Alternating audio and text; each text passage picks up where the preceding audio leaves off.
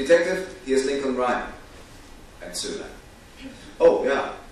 Einem Anruf von Lincoln Rhyme widmeten die meisten Leute unverzüglich ihre volle Aufmerksamkeit.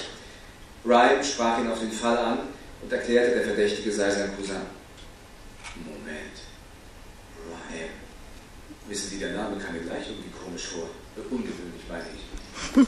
Aber es hat nie bei mir geklingelt. Und er hat sie auch nie erwähnt, bei keinem einzigen der Verhöre. Ihr Cousin. Mann, es tut mir leid. Detective, ich habe nicht vor, mich in den Fall einzumischen.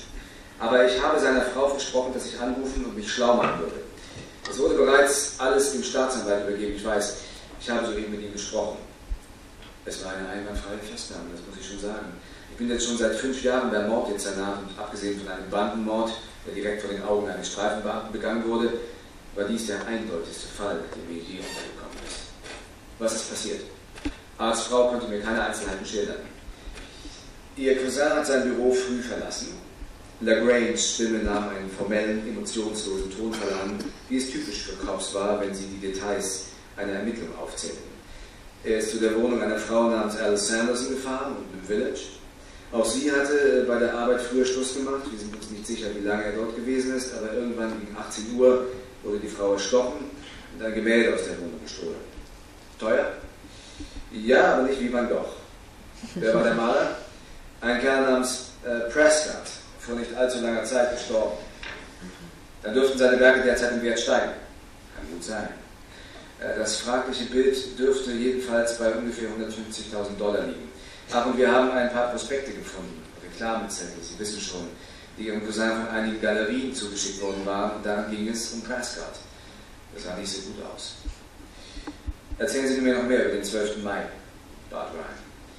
Ein Zeuge hat um ca. 18 Uhr Schreie gehört und einige Minuten später beobachtet, dass ein Mann ein Gemälde zu einem hellblauen Mercedes trug, der auf der Straße geparkt stand.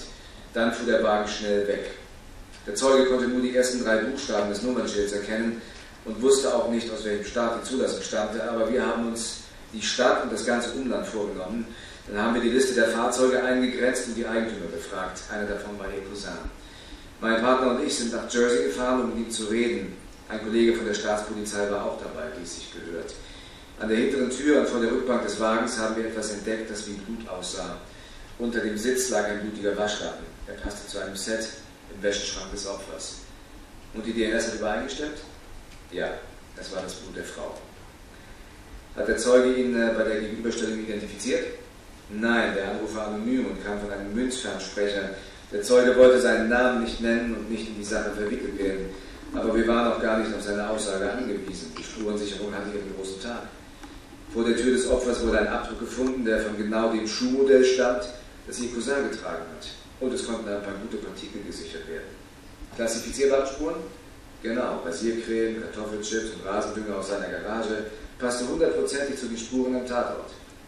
Nein, sie passten nicht 100%ig, dachte Ryan. Spuren lassen sich in mehrere Kategorien einteilen. Individuelle Spuren wie DNS und Fingerabdrücke stammen von exakt einer einzigartigen Quelle. Klassifizierbare Spuren teilen gewisse Merkmale mit gleichartigem Material, stammen aber nicht zwangsläufig von derselben Quelle. Teppichfasern zum Beispiel. Der DNS-Test einer Blutspur an einem Tatort kann eine eindeutige Übereinstimmung mit dem Blut des Täters erbringen, aber die an einem Tatort gefundene Teppichfaser kann allenfalls von gleicher Machart sein wie die Fasern aus dem Haus eines Verdächtigen. Die Geschworenen müssen dann eigenständig folgern, ob der Angeklagte sich am Tatort befunden hat.